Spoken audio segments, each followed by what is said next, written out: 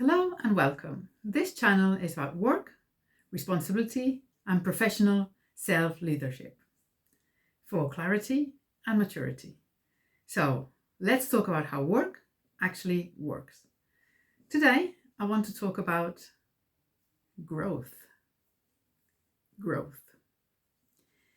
And what it really means to grow at work over time. Growth at work is often imagined in visible ways. Progression, recognition, change of role or status. Those things can happen, and they do happen, but they don't capture what growth actually looks like day to day. Real growth at work is usually quieter, backstage. It shows up in how people interpret situations, in how quickly they recognize when something isn't clear, in how they respond to pressure, feedback, and uncertainty. Over time, people who grow at work tend to rely less on reaction, less on assumption, and less on urgency. They become steadier in how they relate to responsibility, more precise in how they understand expectations,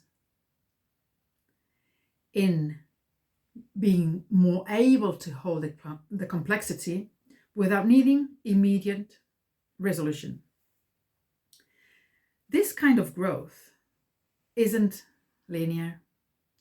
It does not move in a straight line, and it often is invisible to other people. But it changes how work is experienced. Situations that once felt destabilizing become navigable. Moments that once were felt personal are held more lightly, so it's not personal anymore.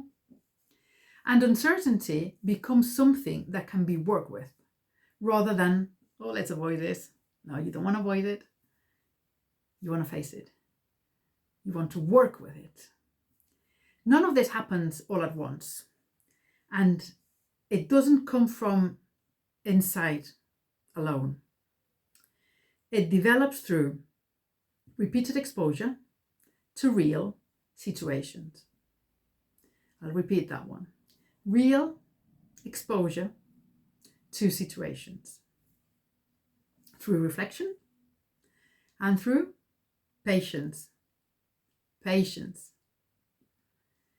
And this growth is why at work, growth takes time.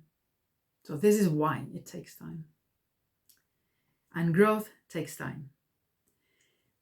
And why it often can't be rushed or forced. You cannot rush it. Professional self-leadership sits inside this process. Not as something to achieve, but as something that develops gradually as clarity is developed and practiced. If you've been watching these videos in sequence, what you have probably noticed, it's not answers, it's language. Language for experiences that are common but rarely named. Language that reduces unnecessary self-blame. You don't want to self-blame yourself. And language that helps people to stay oriented to the work itself. That orientation is what allows growth to continue over time. So clarity is the beginning. The beginning is clarity. Practice is what makes and creates change. If you want to become a professional self-leader and want to join my mentorship, you will find the link below.